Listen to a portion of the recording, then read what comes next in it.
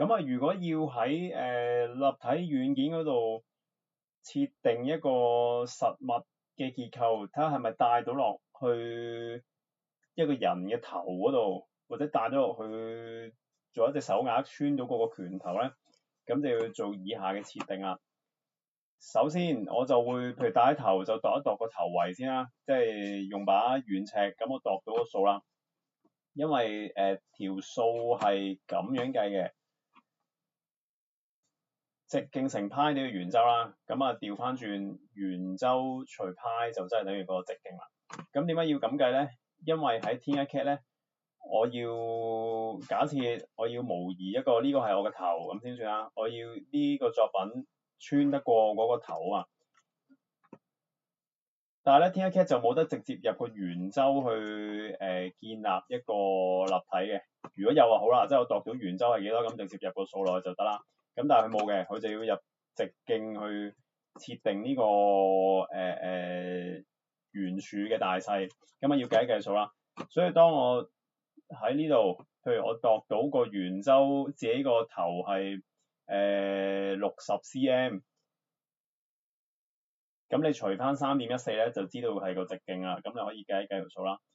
譬如你係60，跟住除翻3.14，即係派啦。咁所以你嗰個直徑咧就會係19.1啦。咁去翻 Tinkercad 咧，呢度因為佢係 mm 啊嘛，咁所以就係19.1嘅10倍啦，所以係191。呢邊又係啦。你撳一撳呢個白色點咧，就有得俾你入數啦。咁呢度入翻191。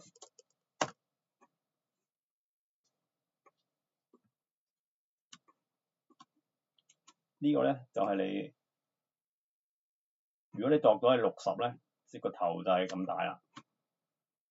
即係呢個係額頭至到你嗰個後腦嗰個位啦。咁然後呢嚿嘢咧，我就要確保佢過到呢個圈啊嘛。咁我就通常會咁做嘅 ，set 翻冇透視先，撳到咁樣，然後去 top view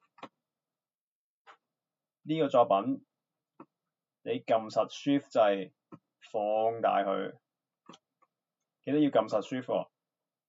咁依家都仲未帶得落㗎嘛，咁我就要再撳啦。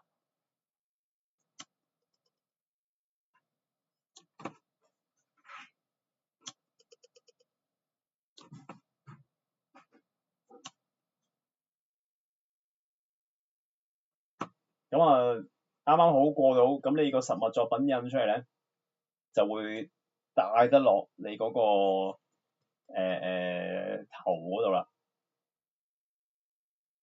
咁你見到個比例其實都幾大嚿下㗎，即係如果你度到係咁大嘅話。咁啊如此去推啦。如果你係戴手鐲嘅，手鐲就咁樣計啦。咁你就要咁樣度一度個拳圍啦，亦都係再將個拳，因為要過到個拳頭最闊個位，你先做一隻手鐲㗎嘛。如果你係圍住一個圈嘅話，咁你呢度咧就可以，應該就如果手鐲就應該細好多嘅，即係可能大概個比例會係咁啦。咁你嗰嚿嘢咪啱啱過到隻手，係啦，如此去推。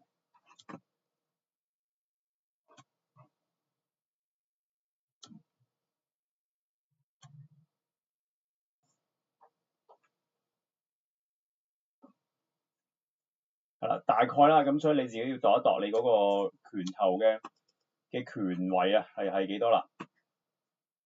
然後你度好咗，咁啱尺寸啦，你就可以將佢輸出做一個 STL，咁就攞去立體打印啊，即係可能係掉上淘寶，或者你喺HADI 院校嗰度自己印都得啦，就揾翻個供應商去將你呢個實物印出嚟咯。